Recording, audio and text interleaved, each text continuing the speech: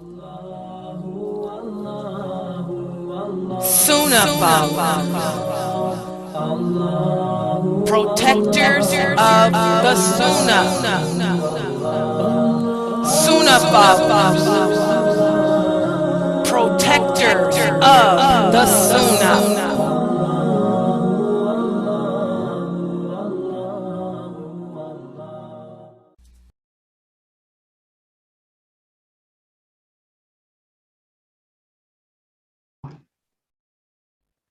Ina alhamdulillah, wa salat, wa salam Allah, wa rasulullah.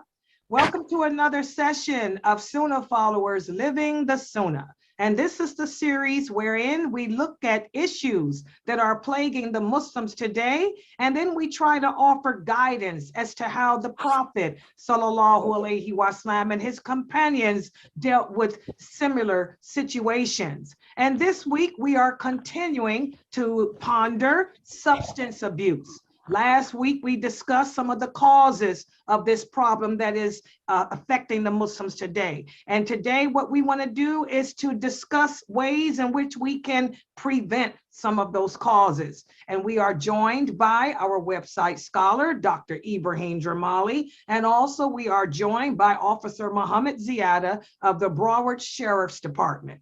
So let's go ahead and get started. Dr. Jamali, we have a question for you that a lot of the people asked last week, but I didn't get to see it, and they wanted you to comment on it. They wanted to know, did our Prophet, sallallahu alaihi wasallam, did he ever offer ways to prevent us from falling victim to alcohol or drugs or any other type of substance abuse? In fact, brothers and sisters, Sister Layla, Rasulullah sallallahu alaihi wasallam told us also, and also Allah Azza wa Jal told us clearly in many ayat in the Quran. But also, let's go to the Quran first because before Rasulullah sallallahu alaihi wasallam, Allah Azza wa Jal يقول أعوذ بالله من الشيطان يا أيها الذين آمنوا. Brother and sister, when Allah did ayah in the Quran, all you who believe, not all people, all you who believe, we have to complete attention. That means this message for me as a Muslim. For me as a Muslim.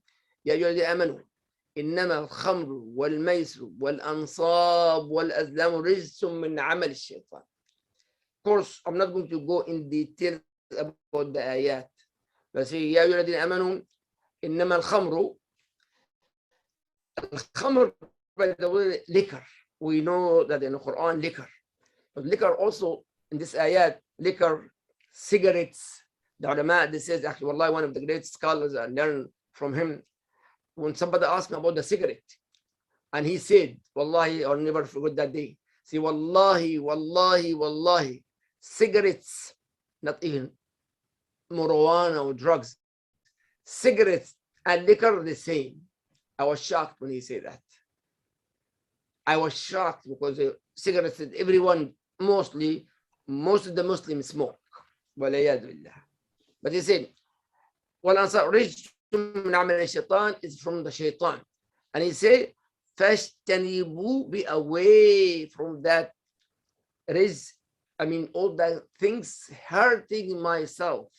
Of course, there's another hadith about that. I'm going to speak this, the ayah, first two ayat in Surah Al-Ma'idah, I believe number 90 and 91, Surah Al-Ma'idah.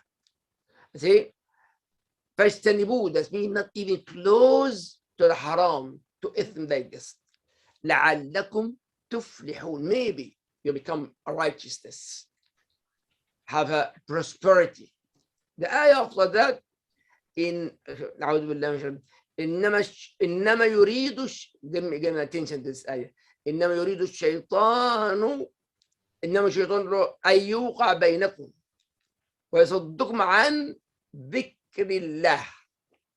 Shaitan, what he wants, by the way, not to be away from the salah. يريد أن يوقع بينكم, to make a problem, ويصدكم عن ذكر الله وعن الصلاة. عن ذكر always remembering Allah سبحانه وتعالى. عن ذكر الله يصدق عن ذكر الله فهل أنتم منتهون. Have to stop here. You should always stop about the dhikr of Allah subhanahu. Why I mentioned that today? Because this is Layla speaking about today. Today, actually, brother and sister have what Sister Layla mentioned today, a family call. And this family was almost killing each other. And we're talking about 4 kids in the house and the wife and the husband. By the way, the husband and wife, mashallah, supposed to be righteous people. But why?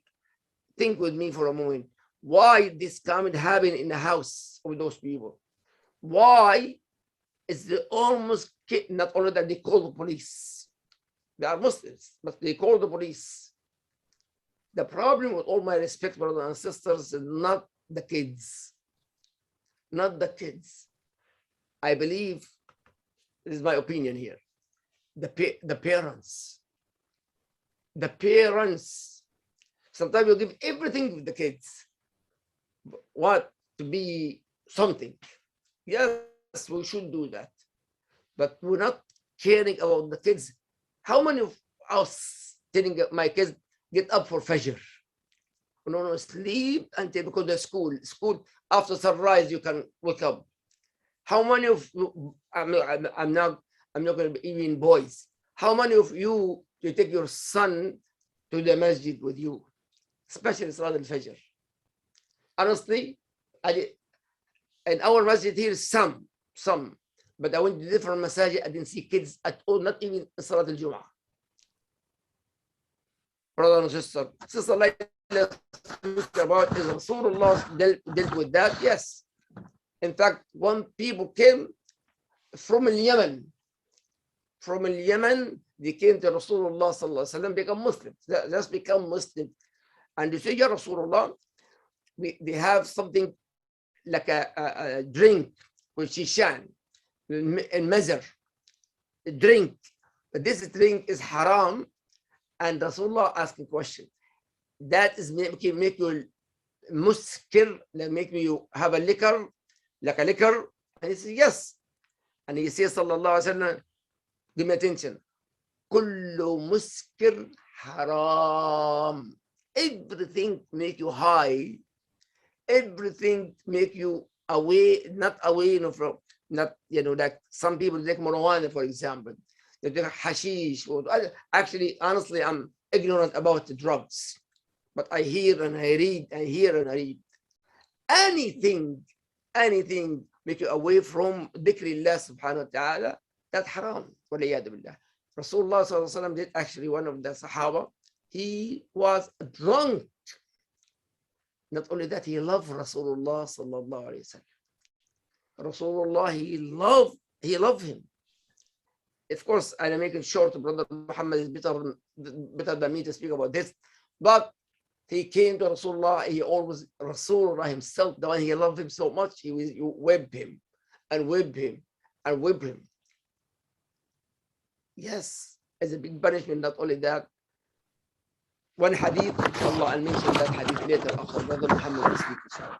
Very important, very important hadith after Brother Muhammad, inshallah. Sorry for that. Sorry.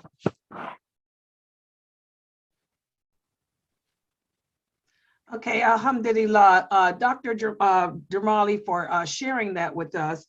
Brother Muhammad, the last time we met, we discussed how one of the #1 causes of substance abuse in our communities as Muslims is the high rate of divorce. We discussed how not only the parents involved turn to substance abuse, but the children as well. Do you have any suggestions as to how this can be prevented for us in our communities?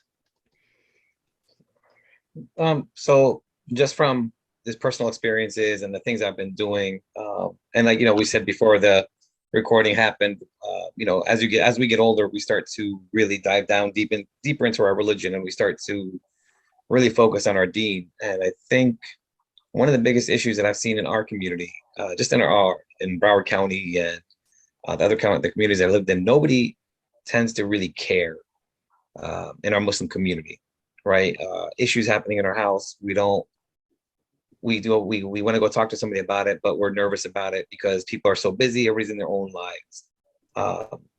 I think the biggest issue that we have, and what I've seen from the other religious fractions of Judaism, the Jewish communities and all that stuff, they can go to their temples and they can talk about everything and they'll help each other out. They will back each other up. They will guide each other. They'll take them to the right therapist. They'll recommend this or they'll recommend that.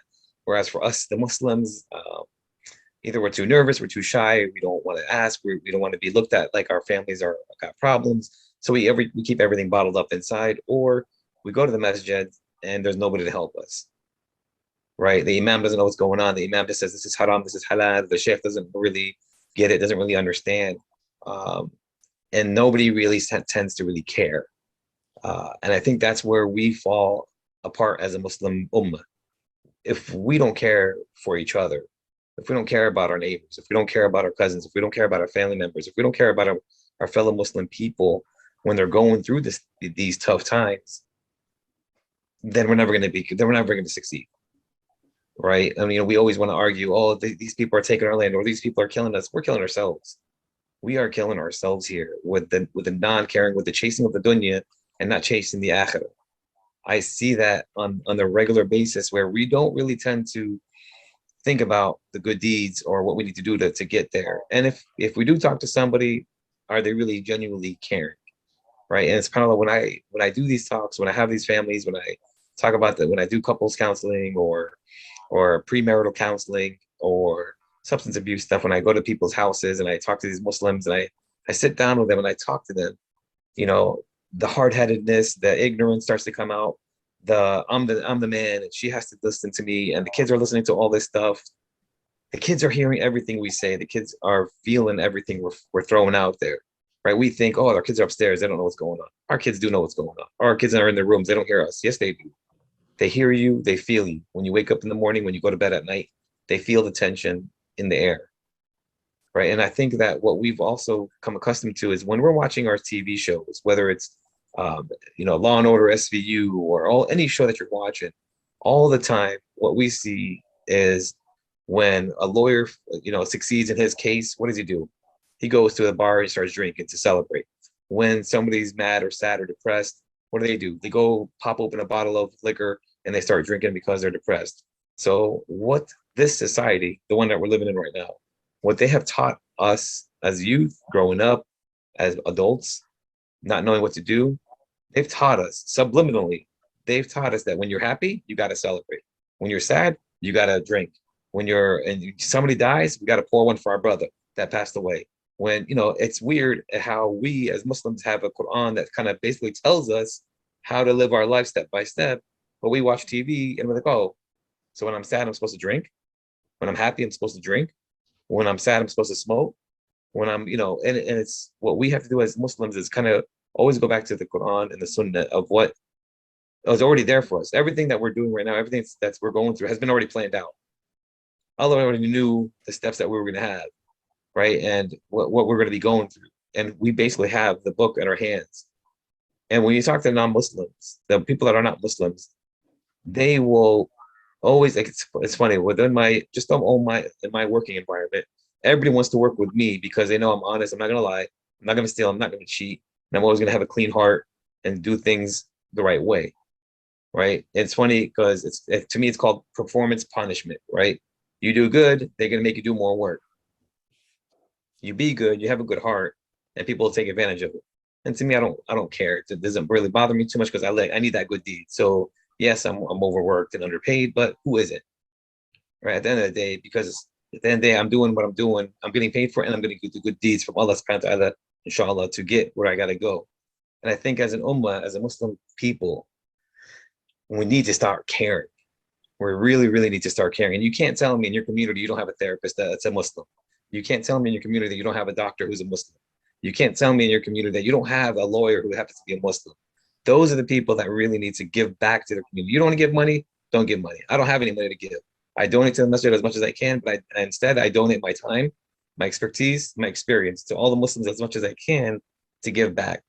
And subhanAllah, what I've found and what I've seen so far is that when you do, and this is for the younger generation, I don't know how many younger people are listening to this conversation, or people that with parents that are here who have your kids, but when your kids are going to get married, when they're contemplating in their mind, I want to get married. I'm 25, I'm 30 years old, I want to get married. Men and women, seek premarital Islamic counseling. Seek it. It's not the way it used to be. It's not the way when I got married. I got married 18 years ago. It's totally different from 18 years ago. It's totally different from when my mom and dad got married. It's a totally different time where I see these people, these kids getting online, and they're going on these websites to find somebody to get married to or somebody to talk to about their problems. Talk to a good Muslim person who is willing to spend 30 minutes to an hour a day or a week at least to tell you what's going to really happen to you when you get married, because everybody has this happy-go-lucky feeling, and then when it doesn't and it impacts them, they run right to what their parents were doing, which is drinking, smoking, partying, going to these clubs. And subhanAllah, when you go to these clubs and you see 40-year-old men, you're like, really? Come on, man. You're 40 years old. At what time and what age do you start to say to yourself, it's time for me to grow up and get closer to my deen? So please, one of the biggest things that we can do is come back together. I don't care if you're a Black Muslim. I don't care if you're a Pakistani Muslim. I don't give a damn if you're a convert or a revert. We're Muslims. We are, and we're Muslims. And I hate when people say, oh, we're from Palestine, or oh, we're from, I don't care. Because at the end of the day, the borders were created by man. Men created those borders. Men created those names. We are one Muslim Ummah. If we don't care for each other, nobody's gonna care. Sorry, I don't know if I went overboard on that one, but no, sorry. that was beautiful. Brother Muhammad, we also discussed the last time we met, how one of the causes of this problem amongst us, especially with the youth, is the lack of acceptance by their peers. And we talked about how many Muslim children feel like outcasts. As a result, they end up succumbing to substance abuse to try to be accepted, by their peers. How can we prevent this from happening? See, and when it comes down to our youth, subhanAllah, our youth are very sensitive right now. It's a lot different than it was in the day. And I always say that it's a lot different than it is now. Our kids are very sensitive, right? The politically correctness, we have to be politically correct when we say certain things. Even in my job, my position, in my the way I'm working, I have to always, be careful of how I say things. And we always have to watch our tongues. What I'm telling the parents, what I would like to tell all of you guys, who's parents, grandparents, whoever you are, kids, inshallah, teenagers that are on here, really, really, really focus on what Allah thinks and not what the rest of the world thinks. Because none of these people are going to be there at the end of times. They're not going to be there backing you up like, oh, that guy was such a good guy. Come on, Allah, give him a break. No, nobody's going to be watching your back except for your good deeds. And I think that our parents aren't really spending the time with their kids to instill that don't care attitude about what other people are thinking, right? And I've seen a lot of Muslim girls who are contemplating wearing hijab. I don't know if I want to. I think I want to, but I don't want people to make fun of me. I don't want people to look at me funny. I don't want to be. And what I tell those girls is, who cares about what people think? This is your connection to Allah, right? I go walk around. People think I'm either Jewish, Spanish, or Mexican, or something else. They don't know whether I'm Muslim or not until I say my name is Muhammad. But for a woman, when you're wearing a hijab, you're that symbol, right? That beautiful symbol. And I try to explain to the females, like, you're beautiful compared to us men. And I always tell when I do my lectures on Islam to the non-Muslims, women are here, men are like a little bit lower in Islam, like in our religion. But women got a little bit more rights than men when it comes to, especially in my household, women are here and I'm here, right? Like, and I, try to explain to everybody, you have to not care about what your friends think. I tell my kids all the time, if you go through my cell phone, you will have people, I've had the same number since cell phones came out. I don't know if you guys remember Singular. When Singular was the first cell phone provider, I still have the same phone number, and all my contacts from high school to college to my old jobs, and nobody calls me anymore, right? Because at the end of the day, they're like, hey, Muhammad, we're gonna go here. Muhammad, we're gonna go out for a drink. Hey, Muhammad, we're gonna go out to this. Hey, Muhammad, you did great on that case. Let's go out to celebrate. And I don't go, and I become the boring guy. I don't care. I could be the boring guy. So the phone calls stop. I don't care. All I care about is whether I'm going to hell or I'm going to heaven. What are my deeds at? What am I doing with the Muslim Ummah to help as many Muslims as I can before I go? Right? We always think, oh, we'll just do it tomorrow. Oh, we'll do it tomorrow. But you don't know if you have tomorrow. Right? So if you don't know, we have to instill that in our children. Our children think they're invincible. They're never going to die, or they're never going to get hurt, or they're never going to succumb to anything. But at the end of the day, leaders, Muslims are supposed to be leaders, not followers. And I do a whole class with the kids, the youth group out here, about leadership styles, how Muslims how we got so big, right? How we took over the world without having to lift up a sword, right? And I'll give you a quick story. When I was working with the drug court as a therapist, this guy comes into my office, big tattoo guy, drugs, everything, was getting charged, going to the military, huge guy, was with me for about a year, subhanAllah. And I was explaining to him, he's asking me what else do I do outside of BSO and whatever. And I was telling him I run a class on Saturdays at the masjid in Pompano Beach. And I was telling him the Saturdays, it's from 10 to 1. I do this class with these teenagers. And one day after he finished the program, he graduated, he got a certificate. SubhanAllah, out of nowhere, he comes knocking on my classroom door on a Saturday at the masjid in the middle of my class. And I look at the window and I'm like, okay, what's going on here? Is everything okay? You can't be here, brother. Like, this is my day off. Like, I can't be around you. Like, if you come here, they're gonna know that you're a drug guy. They're gonna know how you know me. He's like, brother, he's like, Mr. Muhammad, I don't care. I want to convert to Islam. And I'm like, okay. And all the kids were in the class were like, what's going on? What? And he came and he stood in front of, I said, do you mind sitting in front of the class and tell him your story? He told him his whole story. And he said, and then one of the girls asked him, like, what did, Brother Muhammad tell you about Islam? He's like, nothing.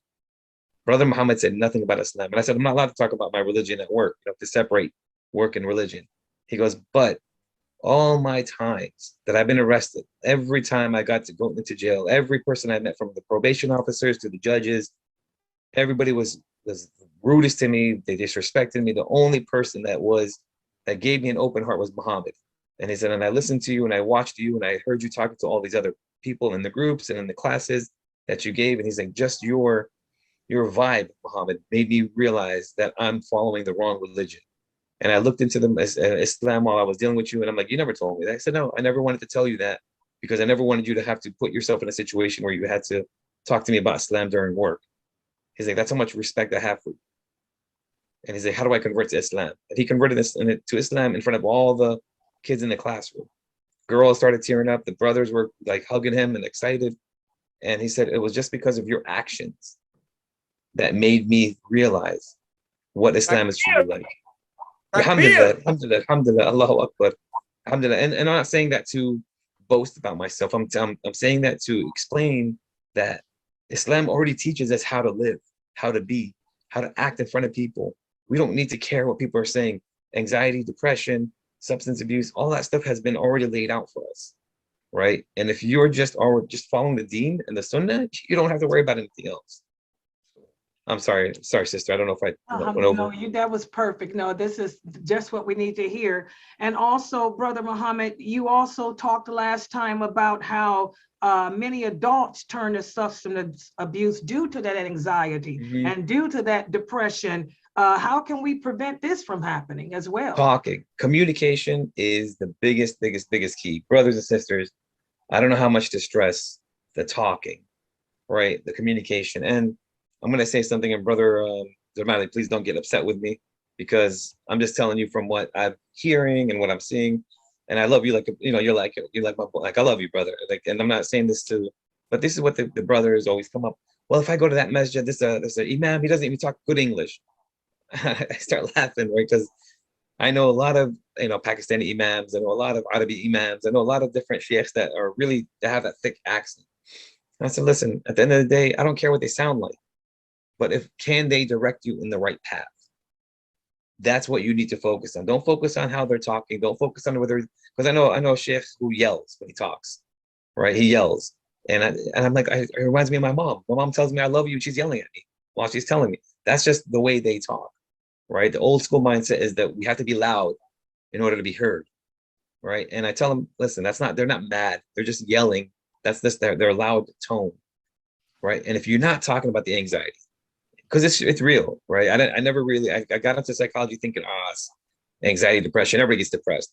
But if it's ruling your life to the point where you got to start using substance abuse, where you're sleeping all day long, right? Because I know sisters who will sleep 13, 14 hours a day because they just can't get up out of bed because of the depression or the anxiety. I know a lot of people who cry for no reason, right? I'm dealing right now with a 12-year-old who is trying to commit suicide because of what's going on with her parents. There's a lot of anxiety and depression that people don't want to talk about. And as Muslims, we're always shy, or we're always anxious to talk, or we don't know if anybody really cares. And I went to the messages all the time and I said, listen, if there's anybody, brothers, sisters, who need help, call me. Call me, right? And that's what I tell you guys over there in your areas.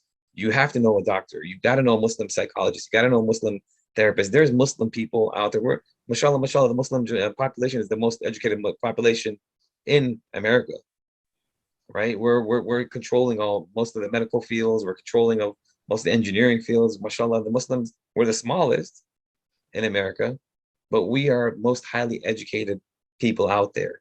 So brothers and sisters, you gotta be, I don't know if there's any sheikhs in your masjids that are here, or if you know anybody in your masjids that are your board members, but get with your board members and tell them we need a therapist, we need a counselor, we need people that can offer their services at least one day a week, where we can just sit down, have groups, right? And that's what I keep offering all these messages here. Let me run a group. Let me run a group on a Friday family night for 2 hours.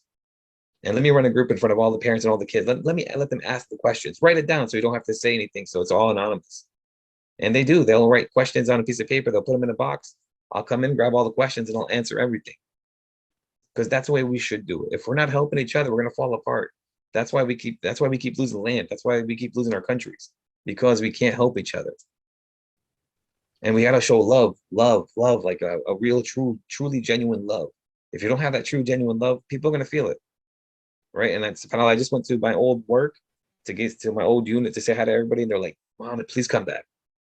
Please come back. We need you to come back. And I'm like, no, I'm having a good time. What I'm doing, I get to come and go as I please and help as many people out in the community, do my thing as a Muslim, get rewards and get paid as a human. Alhamdulillah. Alhamdulillah. Alhamdulillah. Dr. Jamali, Brother Muhammad mentioned a fact here, how a lot of people, suffer, a lot of Muslims suffer with substance abuse, and we go to the masjids, we don't get no help. It's like they don't care. What can we do to change this? And as an imam, what suggestions do you offer that we can do to change this?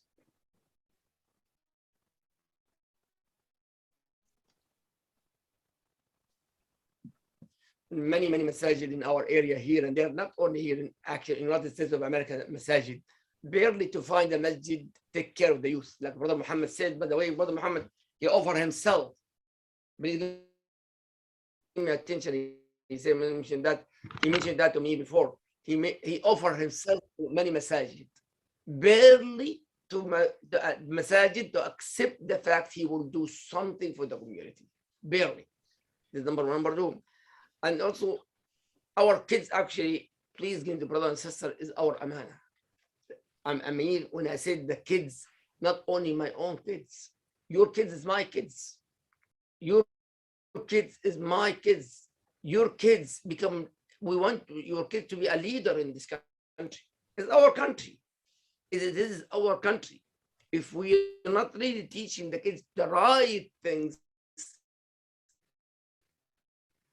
بالتي أحسن, in a nice way, we lose the kids, especially after COVID-19. Unfortunately, Sister Layla and Muhammad also mentioned about the divorce. Last weekend, a couple, both of them called me, please come to our house to fix the problem.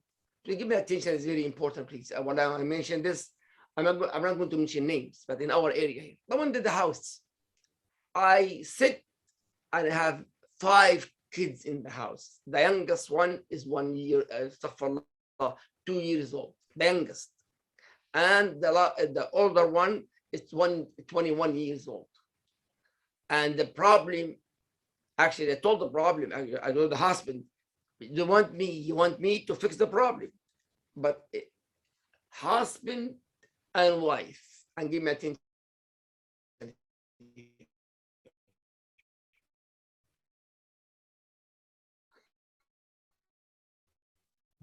Is he frozen? Both of them are supposed to in front of the kids. And after that, I didn't say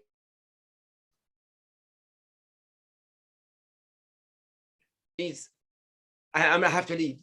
I want a statement. I said, you should get divorced soon. Because there is no household safe. There is no household safe. They're insulting husband and wife, insulting each other in front of the kids, number one. In fact, should not even period to insult. Is haram, haram. My job, Brother Muhammad, is when I speak halal and haram, but I'm gonna speak halal and haram. Haram to insult, especially for the husband and wife. Al-Baqarah, ayat in Surah Al-Baqarah, in details about that. How to deal with your wife and your husband, especially if there's kids involved, and that is disaster. Unfortunately, our kids, we lose our own kids when we are fighting like this, husband and wife together. And there is no fixing a problem, respecting each other, speak, especially for the kids, with respect. How even if last, you're gonna lose the kids sooner or later. Why? Because they are a sponge. The kids a sponge. They imitate everything, and male and female, and you're gonna lose the kids. Is my respect. The only way respect and love each other, like our example, and always we say that Rasulullah sallallahu alaihi wasallam dealing with his family. Sister Layla. Alhamdulillah. Brother Muhammad, on a final note, the last time we spoke, we also talked about how some Muslim children have no choice but to grow up in an environment, a bad environment that consists of substance abuse. What can we do if you happen to come from such a home that can help you to not fall victim to that environment? You know, it's funny you said that, because a lot of times, you know, the people that come into our doors and with substance abuse come from homes like that. And it's hard for us as adults to really know what's going on in somebody's house, right? You don't know what's going on in somebody's household, and, you know, they have the right to privacy, they have the right to be doing their thing. And as guidance counselors, as therapists, we're supposed to, I guess, know what's going on by just talking to the kids. And that's impossible. It's really impossible to know what's going on in somebody's head, let alone in somebody's house, right? And here's what happens when we start to know, when we start to get a vibe, or when we start to hear what's going on in these homes. Like Brother Damali said, like when we're allowed to go in the homes and see what's really going on, that's when things click in, right? Okay, now I see why the kid is doing this. Now I see why. I mean, half the time the kids that I've met doing drugs, I'm like, man, if I was living in that situation, I'd be doing drugs. You know, if I didn't have the haya, the fear of Allah in my heart, I would be doing drugs.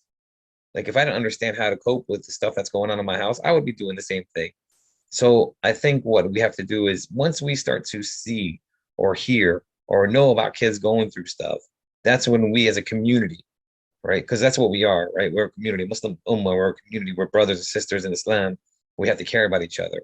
Once we get the feeling or the knowledge of something going on in that child's household, it's our responsibility as Muslim people, as a Muslim family, to get in there and figure out a way to either figure out a way or get somebody in there to say to the kid, listen, man, here's your options, right? And every county, every city has municipalities, have DCFs, has that way of helping and making the parents get the help they need in order for the kids to start to succeed, right? And I think I told you guys last time about the kid who was growing up with a dad who was alcoholic and a mom who was a pill popper, and now he runs his own business.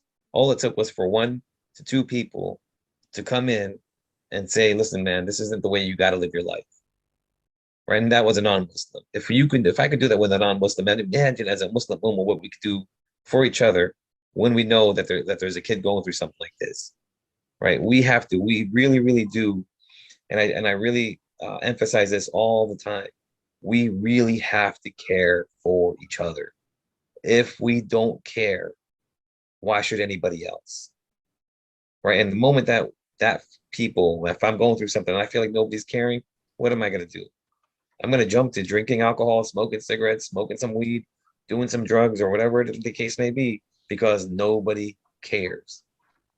We have to care. We have to know what's going on. We got to talk to each other. And we have to ask for help when we need it. And as a kid, I know 3-year-olds can't talk. I get it. 6-year-olds might not be able to understand. But once you hit a certain age, 10, 11, 12, we have to start teaching our kids at the age of 10, at the age of 11, at the age of 12, start speaking up, right? My kid's 10 years old. I told him, and I teach him in his head, I drill it into his head. You need to stand up for yourself. You need to speak up. You need to understand that this is wrong and this is right. That's it. Once our kids start to know the knowledge of right and wrong, that's when they start becoming accountable for their actions. And I teach my kids at a young age, this is right, this is wrong, this is what you can do, this is what you shouldn't do. This is how you act outside, this is how you act at home. Right? And this is what we have to start doing as, again, we don't know what's going on in the house. But once we get knowledge of it, that's when we have to intervene as a community out of love, not out of spite or out of anger. When you do things out of spite or out of anger, you're going to lose. You're going to lose, the kid's going to lose, the family's going to lose, you've lost. And then there goes all your good deeds. But if you do things out of love, I started to realize that when we do things out of love and out of care, things actually change. Things actually get better. And the kids will feel that genuinity or the animosity coming at you. They won't know the words, but they'll feel it. They'll feel that that person really cares. And they'll take your advice and they'll change. Inshallah. SubhanAllah, mashallah, this was very, very wonderful. And so now, guys, I'm going to open it. I know you have questions. I'm going to open the floor up for any questions. Anyone who has questions for Officer Muhammad or for Sheikh Jamali, go ahead and take the mic, inshallah. Okay, and I do see the questions on Facebook. Let me. Okay, this is from one of the imams. This is from one of the imams. We have to charge 25 cents for the website for the question. Okay. This is from one of the imams in Atlanta. He said, what can we do? He said this was a great idea to bring in help for the communities. He said, what would you suggest we do to get counselors on board at our masjids to help in this? Okay, so there's a couple of things you can do for that. And one thing is, and Brother Jamal, he knows, I go to the masjids myself and tell him I'm here, right? Like utilize me, use and abuse me. That's fine. I'd rather not sleep for 3 days and help as many people as I can so I get all those deeds. But in reality, that's not, a lot of people won't do that, right? And I do have kids and a wife, and we got things going on. And if you don't have, and I highly doubt it, if you don't have a Muslim people, any Muslim brothers or sisters that are therapists or counselors or any experts in your region, in your area, then you're going to the nonprofits. You're going to the United Way. You're going to, whatever area, like we have BARC, we have different nonprofit units that you can go to and say, hey, listen, I'm from such and such masjid. I'm the board member. We're looking for somebody to come in here and, talk about substance abuse or talk about this or talk about that.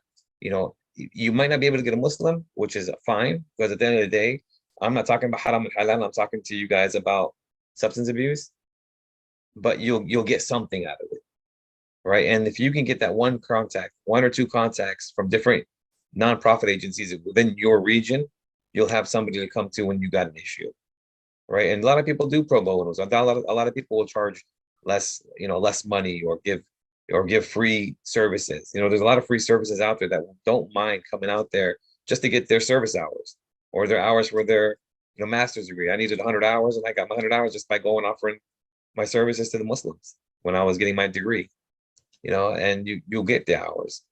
You'll get there's free help out there, inshallah. Okay, and one of, go ahead. 3 years ago, I met Brother Muhammad, and I actually, through someone else, one of my friends is a doctor. He called me about my son. 3 years ago, I called Brother Muhammad. I didn't know him. I said, come, I need help for my son. He didn't know me, by the way. He said, no problem. I meet you so at this time, this masjid. Wallahi, he came all the way. I'm talking a big distance between my house and the masjid and his house. Just came just to sit, and I met him. The good things I left him with my son. And 1 hour came. The moment I went home, my son told me, Baba, I want to see Brother Muhammad again. I called Brother Muhammad. Immediately he came. He said to them outside the house. And third day, same thing. The good things when the Imam in Georgia, that's the state, many brothers in the area, they can help just like Brother Muhammad. Brother Muhammad, he actually, with the Brother Muhammad, the only thing he needs, as he said, he needs hasanat. He needs a scale in the day of judgment. He have kids also. Many people do that. You can, that's the key. Contact the others. Make announcement. I need somebody to take care of this. They will come to you. Jazakallah khair wa hadran. I always love you for that more and more and more. course. You help many people through us, alhamdulillah. Alhamdulillah, alhamdulillah, alhamdulillah. Alhamdulillah. One of the sisters asked, she said, what point during hopeful recovery do you make tawbah for having sinned? Before, during, or after an effort to get better? That's yours, Brother Jamali. So brother, as Muhammad hadith in Bukhari and Muslim قال, please give me attention to the hadith. قال رسول الله صلى الله عليه وسلم in Arabic, كل ابن آدم خطاء. Every human being make mistake. وخير الخطائين, the best one among the sinner, the one he repent to Allah subhanahu wa ta'ala. But he repented here, brother and sister. For example, I commit zina, for example. Astaghfirullah. Zina, like the adultery. And then I wake up. It's a great sin, of course. It's a great sin. The most important thing for tawbah here, that's it. I stop, I will never do this again. I make istighfar. And for us, Allah for forgiveness more and more and more and more. So don't forget, brother and sister, hadith, كل ابن آدم, every mankind make mistakes. But the best one, go back to Allah subhanahu wa ta'ala. Ask Allah subhanahu wa ta'ala. Brother and sister, by the way, the dua is not accepted. Sister Layla spoke about it once, long time, a lecture she did, Sister Layla. Dua accepted only when everything halal. Is haram in my stomach, a clot of haram in my stomach, not only zina or something like this. Allah is not accepting my dua. Not accepting my dua if I do haram, anything. I believe everyone, Muslims, they ask Allah for dua. How Allah will accept my dua if I do something haram? Brother and sister, you know what happened to me. Wallahi, brother and sister, in the hospital when I was waiting for liver transplant, every single day people die in front of my eyes, younger than me and older than me. I'm talking about every single day. I was in the list to die in that time. Sister Layla knows that about that very well. In the time. But it's everything in the hand of Allah subhanahu wa ta'ala. And plus, please, not the doctors or the medicine or nurse. No. Allah accept the dua. But who? This is sincere dua. Somebody make dua for me. Yes, make mistake. Yeah, we make mistake. But the regret is number one. And not to do it again. Maybe you do it again, but not, of course, go back to Allah subhanahu wa ta'ala. As far we always go to Allah before this soul leaving me. And you make istighfar and repentance, Allah will forgive. Allah Ghafoor. One of his name, Al-Ghafoor, the forgive one, Allah subhanahu wa ta'ala. Yes, Sister Layla. Yes, we have another brother here from Facebook. He says, I have a problem with substance abuse. He said, I stopped doing it, then I keep going back. I stopped doing it, I feel bad, and I keep going back. He said, I just keep going back. He said, so am I sincere? Will Allah accept my tawbah?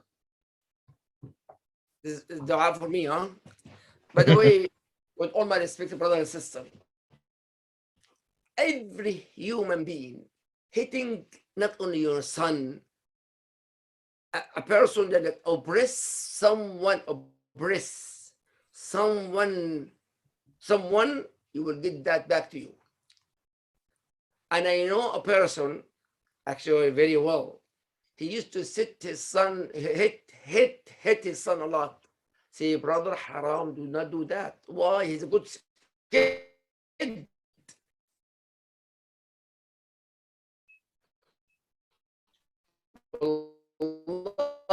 Wallahi, brother and sister, we give him many eyes. He broke his leg and he's had a revenge for his own son when he's hitting his son without a reason. My advice, number one, there is no reason for that. It's haram. Unless if you make a crime. Plus, if we are in America, Abdul, you go to prison. You go to prison. Plus, wallahi, 3 times. Hitting your son, sooner or later, he will hit you when you grow up. Not only that, he will hate you, not hit you, he will hate you sooner or later. With my advice, you have to stop even hit yourself for that because it's not right. Plus, it's haram.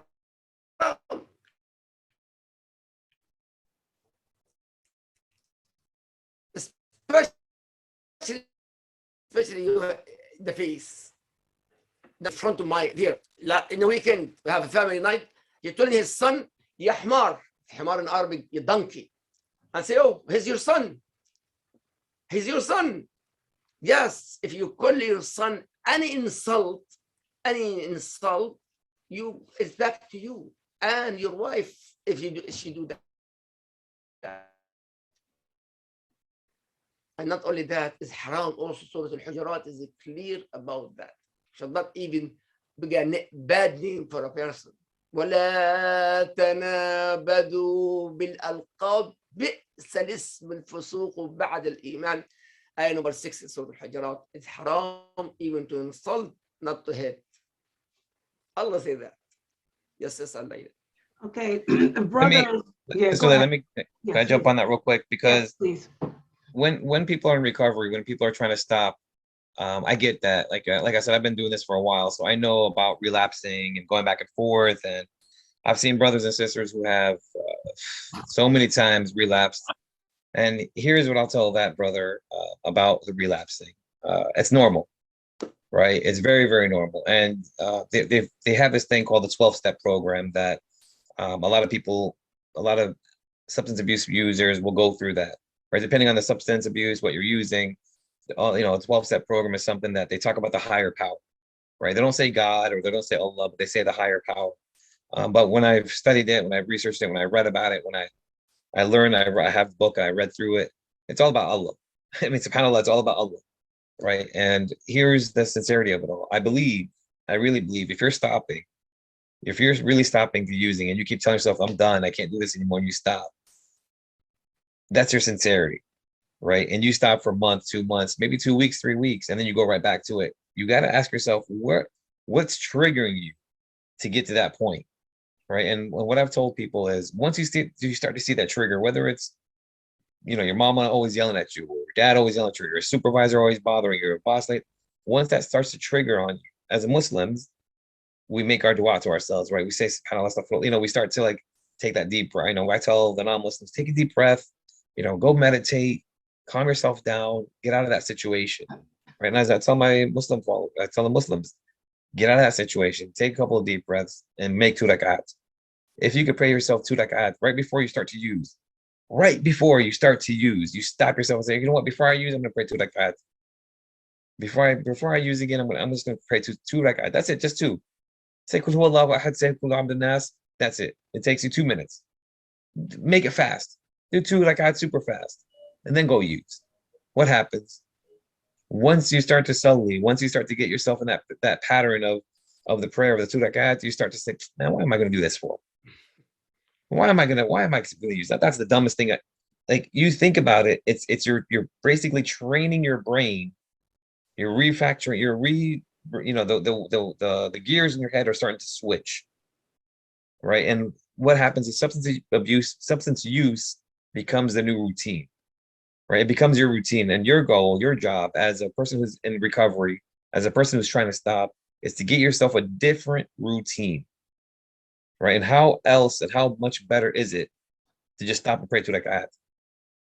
Right? And if you do it fast, you do 2 rakat, whatever you want. You say two quick surahs, it becomes a 2-minute surah. 2-minute salah becomes a 5-minute salah, becomes a 6-minute salah, becomes a 10-minute salah. Because you start to really get in that motion. You start to get really closer to your deen. Your heart starts to like open up, right? Your heart starts to like kind of open up. And next thing you know, you're not even thinking about using. Okay. Sorry, go ahead. SubhanAllah. The brother said, thank you. MashaAllah. He said, Excellent idea. Wallahi, brother and sister. he said, Brother thank and you. sister, excellent idea. Make wudu, fresh wudu, and 2 rak'ah is perfect. Jazakallah khair, brother Muhammad. Alhamdulillah. He said you was giving him hope. And yeah, of course, there's always hope. Never. Listen, we are Muslims, man. We are the best out there. There's hope all day long. Listen, when you think you got it bad, trust me. I used to take my kids with me to the homeless shelters. I used to take my kids with me to the crackheads, places. I used to take my daughter to the prisons. I put my daughter in a jail cell one time just to let her feel it when she was 7 years old. She don't even remember it. But I take her and I show my kids these things, not to fear them, not to be scared of them, but to say alhamdulillah for what we have and appreciate that we have deen. And what's funny is we're the fastest growing religion in the prisons.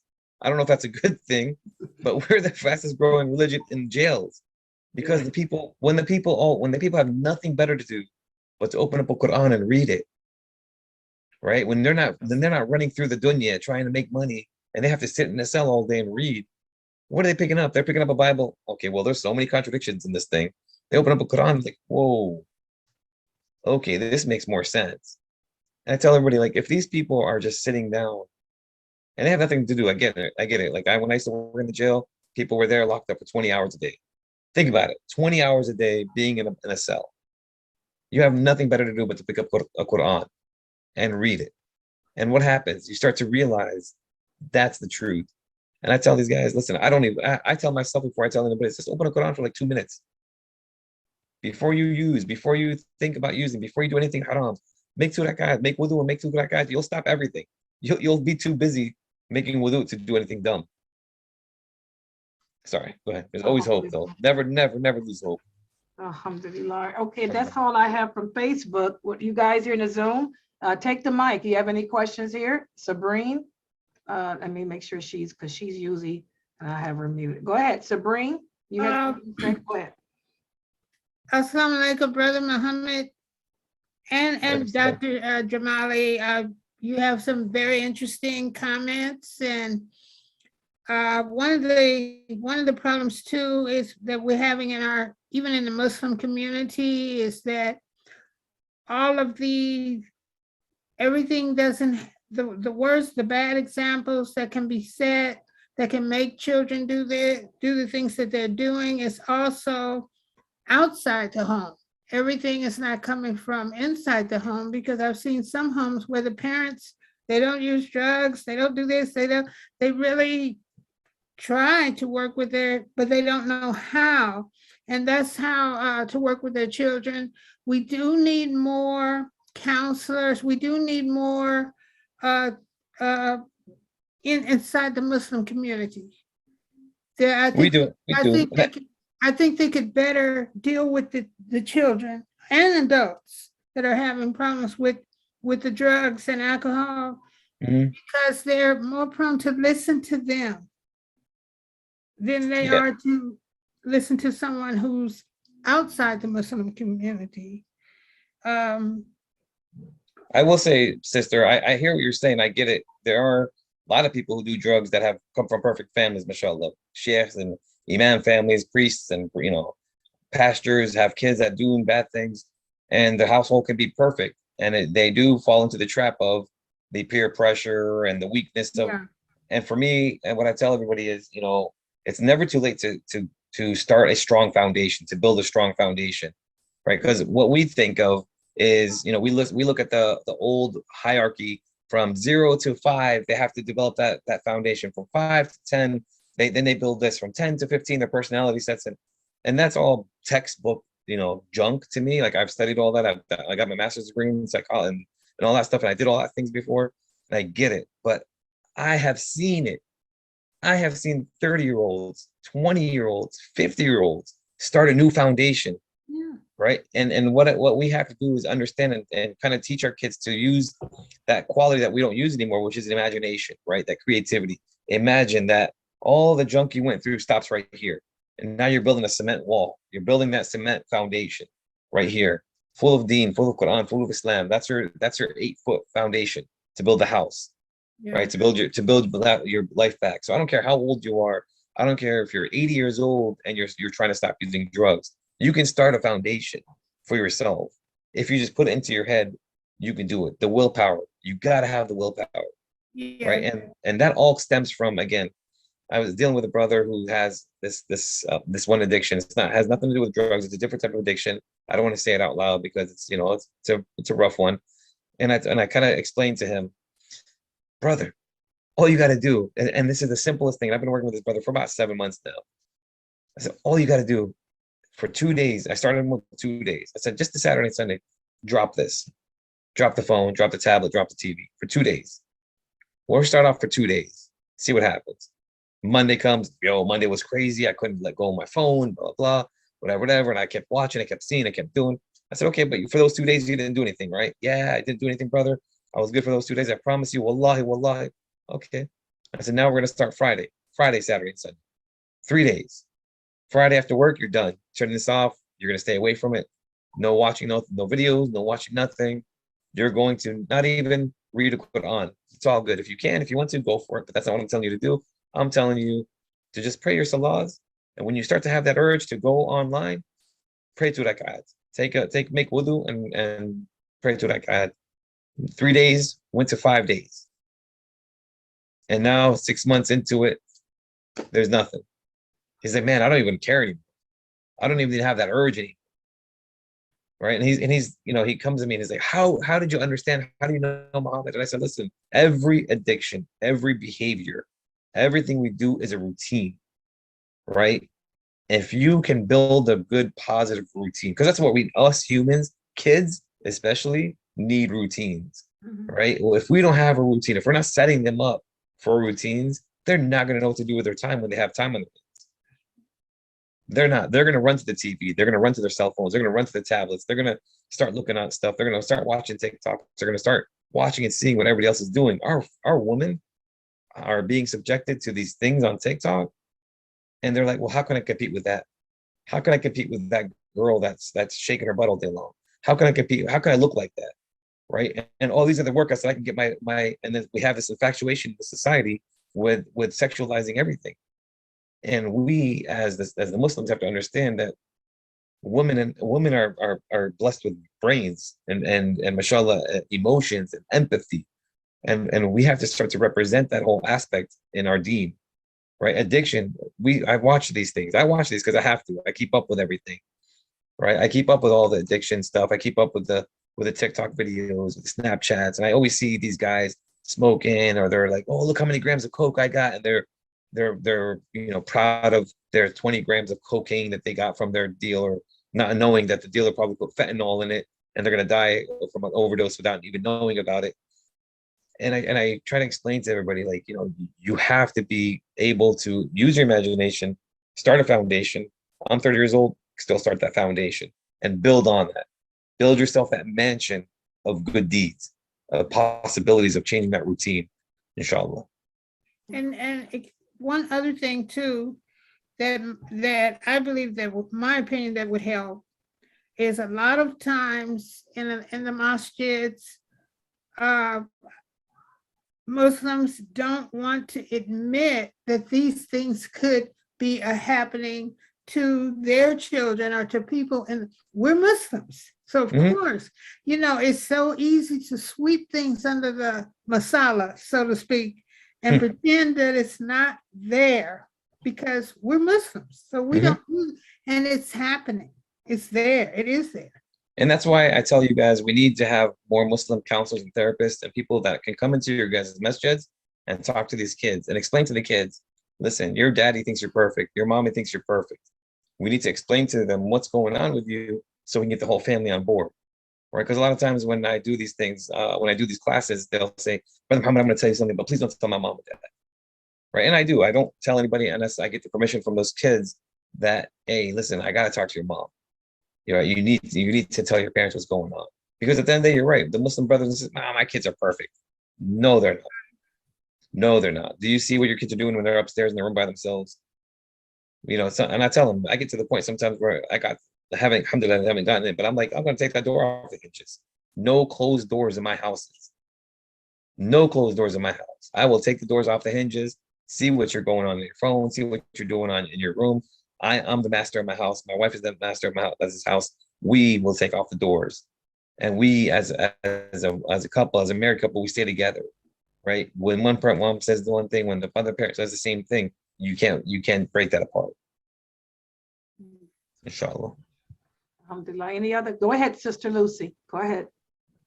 And then another thing is that I've seen from the Christian side, the Jewish side and all, I've seen where the higher the parents are, the worse the kids are.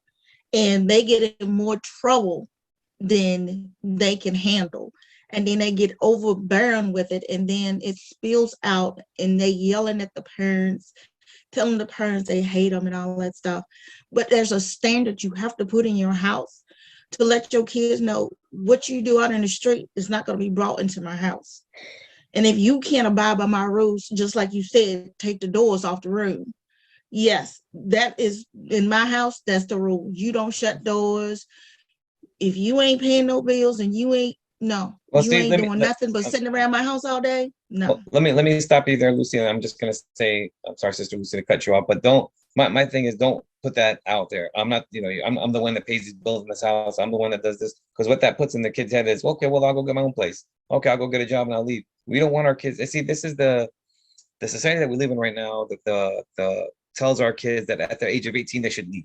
Right. And we don't want to put that in our kids' brains that at the age of 18 they're out. We're Muslims. We don't leave our house until we get married, right? I was like, I gotta get out of this house. I gotta get married. We don't instill that in our kids. We don't instill our kids at the age of 18 they're going to college and they're gonna go move out to wherever they want to leave, and they're doing their own life and they're doing their own thing and they're all around their own people. We keep our kids with us till the day they either get married or the day we die. Our kids are with us. And I didn't leave my dad until I was like 24 years old. My brother didn't leave my dad until he was almost 30 something years old. I mean, we don't do that. We're Muslims. We don't push our kids out the door when they're doing bad or when they're doing haram. We communicate, we talk. Listen, you need to get police involved, you get police involved. But we're always with our children. I've seen sisters and brothers, parents who've kicked their kids out and their kids will run into the haram. Yep. Guess who's getting the bad deeds for that? Yep. I'm so glad you brought that up, Brother Muhammad. I am so happy because that's something I try to enforce. We abandoned the sunnah and we're becoming like the kafirs and non-believers for our kids. And alhamdulillah, I went through that. My granddaughter, she grew up with her mother and her mother always told her, oh, if you get 18, you out. So right before I had my surgery, she was 18, but thank God I had a relationship with her where she left at 18, but came to me. And now she's with me. I tell her all the time, you ain't leaving until you're married. Yeah. And that's it. You're not getting your own apartment. You're going to stay here until you get married. And she'll say, yeah, I know, I'll talk to Uncle Isa. I say, yeah, when you feel like you want to be on your own, we'll get you married. But you have to stop that. Yeah, we can't tell the kids to get out like that. We're Muslims. We can't. Yeah. And I hear it all the time. I'm sorry. Go ahead. Excuse me. Another thing too that might help too, I remember with my children, and it was more difficult for me because by that time I was raising my children by myself, but I made sure that every Friday we had what we called a meeting, a house meeting. Mhm. Like if you have anything you feel like you need to discuss, anything, something that's bothering you, something that's going on in the household or going on in school or going on somewhere that we need to talk about. Let's do it. And I had 8 children. Mashallah. You can imagine. But I need you to talk to my wife for me, because that's how many children I want, but she won't give it to me. All right, we got a couple of hands up here. I'm sorry. Let's get these other guys in here. Go ahead, Brother Muhammad. Yeah, I was just gonna say, I mean, I think the most important thing really is teaching kids to value the right things. Nowadays, there's so much technology and stuff, and they're learning to, like all sorts of stuff from the internet, and they're starting to relate to that. But if you can instill in a child at a very young age to value like family time, enjoying to like read the Quran, learn about the religion, and see the value in that. I think that's going to be an important, very important way to teach them to, not fall into all this haram and stuff. And you know what, Brother Muhammad, he's absolutely correct. And one of the things I tell everybody to do is every Ramadan, you start a new tradition, right? And for my house, we put lights in my house. We put, Eid comes at, I'm up at 2 a.m. blowing up balloons on the floor. And I forgot what year it was, but I was like not feeling well. I didn't do the balloons, and my kids both, they woke up and, Dad, where's the balloons? And I'm like, oh my God, I totally, subhanAllah, I totally forgot, and like I was not feeling good. I was working so much. And like, we start to instill, the value. Muhammad's actually right. Like we have to start to instill the values that our kids at a young age, what to understand. And now what happens is the technology that's going on, you got all these people telling your kids what to like. Listen to this guy and singing. Listen to this, or tell your mom and dad to buy you this product. This is good. This stuff is going to be good for your nails. This stuff is going to be good for your skin. And I keep explaining to my kids, like, these people are getting paid to tell you these things. They don't care. They don't believe in that stuff. They're not even using that stuff. They're just getting paid, sponsoring these things. So it's not real. And my daughter, alhamdulillah, she picked up on that quick. She's like, yeah, that's dumb, Dad. That stuff is dumb. You're right. It's like $30 for that. Why would I spend my money on it? So we've started, start your own tradition. Every Ramadan, you have to start to think about it, because everybody's so religious during Ramadan. Everybody, mashallah, is so pious during Ramadan. That's the time you start something. You start something new. You start something fresh. If you're not praying with your family, pray with your family. Start it up. See what happens. And you'll start to see the attitude changing. You'll start to see them themselves getting off of technology. All right, sorry, go ahead. We got more hands up. Sister Amina, go ahead. Oh, thank you. Assalamu alaikum. What I heard you say, brother, was sort of like this 12 steps where you have to have a higher power, which would be Allah. And another thing, I'm just talking, you know what I'm saying? For a person that's using, if they always do what they always did, they always get what they always got. So basically, if they running around with their same friends that's doing that madness when they're not supposed to, they're going to keep on doing it, because that's like stepping in mess and thinking it's not going to get on your shoes. So you got to change, you can't always do what you always did and think you're not going to get the same. That's insanity. So, that's just but sister, I will tell you, in recovery, they need help.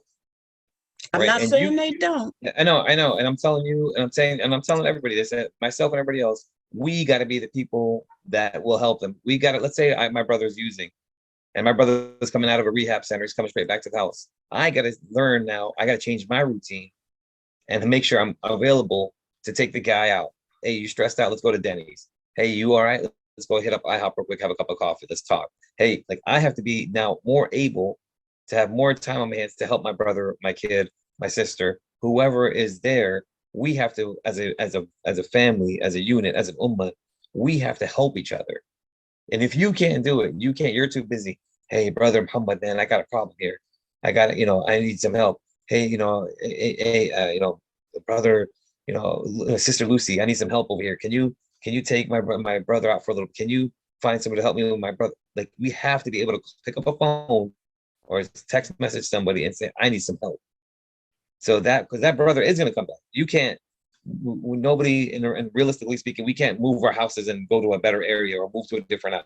It's not possible. It's not possible. No, It- brother, what's that, brother Muhammad? That's not what I'm saying. I'm saying if you always do what you always did, Yeah, you'll I know what you're always saying. get what you always got. So, I- and when you in them programs, they tell you, you don't hang with your dope fiend friends no yeah. more. You get with the people that's not doing that type of thing. That's what I'm saying. I No, mean, I the, know. the person that needs to take responsibility. I can't always be there and take on and try to save him. I'm no Captain Save Nothing. I'm trying to save me, but I'm there for you. But you make your own decisions on what it is that you want to do. You're absolutely right. And in treatment, we've taught the people in recovery, change people, places, and things. Right? That's the biggest things. We always tell the guys and girls, people, places, and things. Don't go to the same places. Don't go to the same friends, and stay away from things that give you triggers. It's very, very difficult for a person in recovery to stay away from that stuff when they're going right back into the same household, right? And they're going right back into the same neighborhood, when they're going right back out to the same communities, the same convenience stores. And listen, I know a lot of Muslim people that own convenience stores, a lot of Muslims, unfortunately. And what I see on their shelves, Yeah. from the pipes that they sell, the rose pipes that they sell, from the chore boys, from all that stuff that they sell, that I know deep in my heart that they know what it's being used for, right? And that's one of the things my father has that kind of instilled on us. I didn't get out of this country and bring you guys here to own convenience stores, right? And to do the haram stuff. And I get it, I know, and it's exhausting. As a family member going through that kind of stuff, it's exhausting for us to kind of have to change our whole routine just so we get this brother to stay away from drugs. And this is what I tell everybody. Everything is temporary, right? Everything is temporary. If the person really wants to stop, if the person in their heart really wants to stop, they can stop. They just have to follow the directions, and with the people behind them, helping them, knowing that people actually genuinely care, having that backup plan, you having your own backup plan, because you got to take care of yourself too.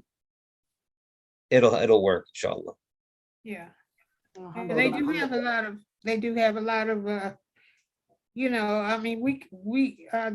lot of plans, like you said, programs, I mean, I have given talks to young children, like preschool to age 18, adult children of alcoholics or adult children of dysfunctional homes, because not always your parents are drinkers or on drugs. Sometimes they have other issues. Yeah. And the children, it can really affect the children. And it was really something talking to those kids, because I really learned a lot just talking to them. They were teenagers Mm-hmm. and preteens. That's what I meant. Yeah.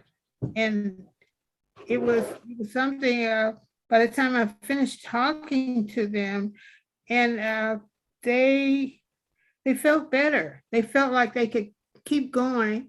And we need to bring this in. We need to bring this into our communities and stop pretending, stop living in that bubble that these things don't happen to us. And they do. They do. You're absolutely right. I think we have another hand up. Brother Abdul Najib, go ahead. Assalamu alaikum. Alaikum salam. I'm in middle school and I have a question about in my school there's a lot of not a lot, but there used to be a lot of drug use, and some of it was peer pressure. And so how do you like, and I talked to them about some of them used to be my friends in 6th and 7th grade. Mhm. And I talked to them, I'd be like, I don't want to see you in hellfire as a friend, but they don't listen. So how do you expect me to handle that? Yeah, brother Moa, I'm about to start. I'm almost gonna tear up over here because mashallah, mashallah, mashallah. How old are you, if you don't mind me asking? I'm 13. 13, mashallah, you're my daughter's age. Mashallah. Phew. Mashallah. Listen, I'm going to tell you something, brother. And for you to be on here to ask that question, that's you got heart. Mashallah, you got a lot of heart. And you can only do so much. You know, you're 13 years old. There's only so much as a Muslim brother that you can do to help these brothers out. And you know, maybe Brother Malik can answer this, you know, better for me. But the way I've seen it is, you guide them, you try to help them, you try to teach them, and if they're not listening, you walk away from them, right? And you stay away from all that stuff, because what ends up happening is you become the bad guy, right? And there's many of friends that my daughter had at the age of 10, 11, 12 that she thought that they were going to be best friends forever. And I had to always explain to her, like, they're not going to be your best friends forever. And now she's starting to see, at the age of 13, she's starting to see her friends changing, right? Your friends will change every year. Every time you get up, every time you move up the age group and the education level, you'll start to see friends changing. Don't stress yourself out to try to help everybody, right? At your age, you need to take care of yourself, take care of your heart, and stay close to your deen as much as possible. You help them, you guide them, you tell them it's haram. They're still not going to listen, then you walk away. You walk away and you take care of yourself and you move yourself out of there. Brother, you got a heart, man. Like, you are here and inshallah, you ask these questions. I got nothing but love for you, man. And you're my dua, man. Alhamdulillah, alhamdulillah, alhamdulillah. Thank you. Alhamdulillah. That's our Abdul Najib. Honestly, as far as you are an example, model from everyone, believe it or not, they will be imitating you, and even the big shot, they may make problems, they will be afraid of you because you are a model. Alhamdulillah. Alhamdulillah. Here, any other questions or comments? Okay, if not, then mashallah, this has been a very good and informative session as always. And next week, guys, we're going to speak about things that we can do to prevent this completely, inshallah, as a community. Our brother Dr. Jamali, would you like to go ahead and inshallah close us out? Yes. اللهم صل على محمد وعلى محمد كما صليت على إبراهيم وعلى آل إبراهيم في العالمين إنك حميد مجيد وبارك على محمد وعلى آل محمد كما باركت على إبراهيم وعلى آل إبراهيم في العالمين إنك حميد. اللهم اهدنا فيمن هديت وعافنا فيمن عافيت. اللهم عافنا فيمن عافيت وتولنا فيمن توليت وبارك لنا فيما أعطيت. اللهم قنا واصرف عنا شر ما قضيت واهدنا أولادنا وأزواجنا يا رب العالمين. اللهم إنا نعوذ بك من السقم يا رب العالمين، وكن معنا ولا تكن علينا. وصلى الله على محمد وآله وصحبه وسلم. والسلام عليكم ورحمة الله وبركاته.